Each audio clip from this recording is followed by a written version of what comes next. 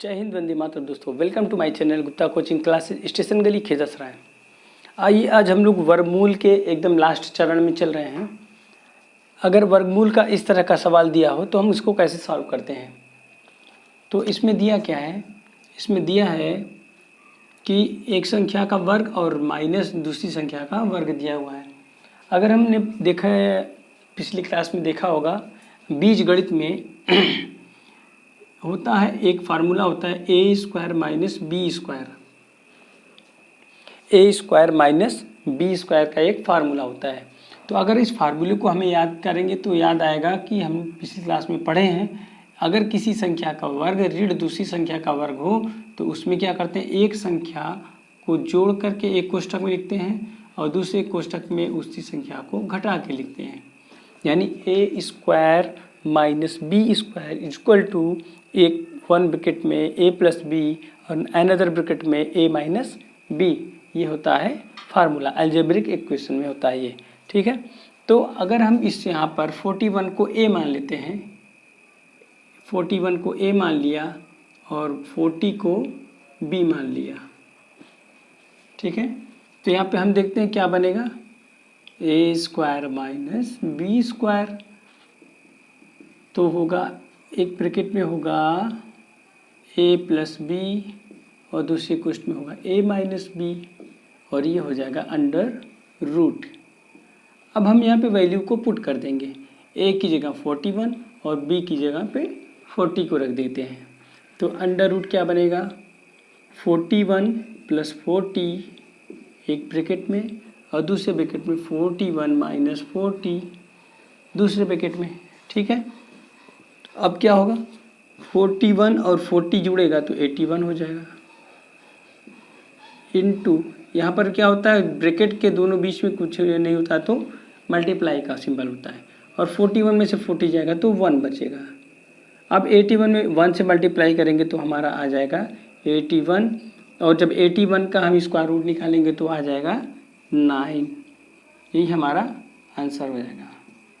ठीक है, तो इस तरह के प्रॉब्लम को सॉल्व करने के लिए आपको ये मेथड, ये फार्मूला याद होना आवश्यक है। जब तक आपको ये फार्मूला नहीं याद रहेगा तब तक आप इसको नहीं हल कर पाएंगे आसानी से।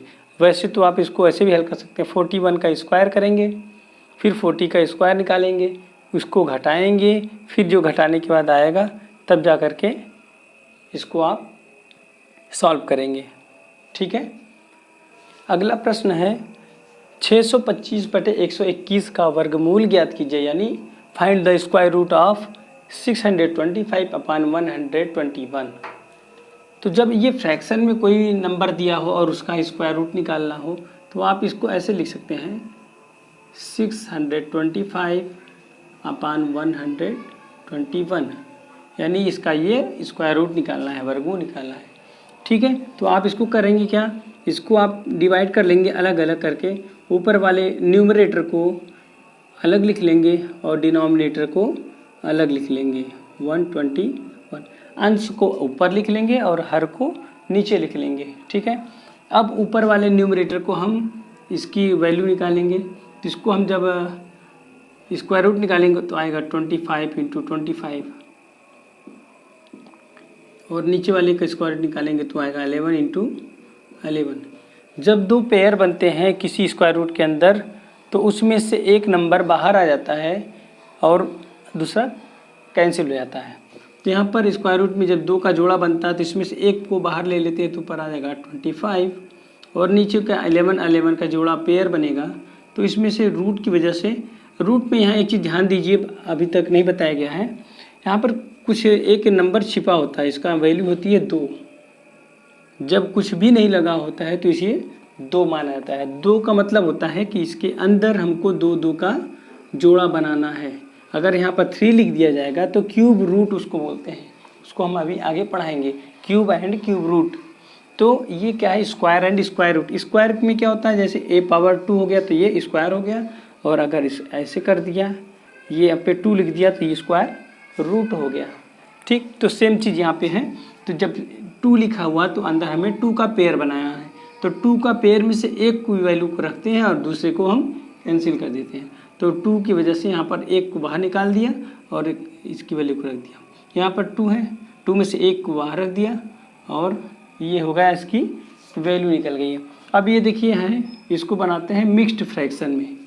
25 में 11 से डिवाइड करेंगे, 25 में 11 से डिवाइड करेंगे, 11 2 ज़ा 22, यहाँ पर रिमाइंडर बचेगा 3। तो ये मिक्स्ड फ्रैक्शन में क्या बनेगा, इसको लिखते हैं 2 इंडिकेटर, इसको नीचे वाले को ऊपर लिखते हैं 3 अपान, इसको डिनोमिनेटर में लिखते हैं 11, यानी 2 सही 3/11, यही हमारा आंसर आ जाएगा। तो इस तरह के सवाल को भिन्न में अगर फ्रैक्शन में आपका दिया हुआ है कोई वैल्यू, उसकी स्क्वायर रूट निकालना है तो न्यूमरेटर का आप अलग निकालिए, डिनोमिनेटर का अलग निकालिए, दोनों की वैल्यू को रख करके उसको आप डिवाइड कर दीजिए, आपका आंसर आ जाएगा। ठीक है, अगर हमारा वीडियो आपको अच्छा लगा तो प्लीज़ वीडियो को लाइक कीजिए, चैनल को सब्सक्राइब कीजिए, अधिक से अधिक शेयर कीजिए। थैंक यू दोस्तों।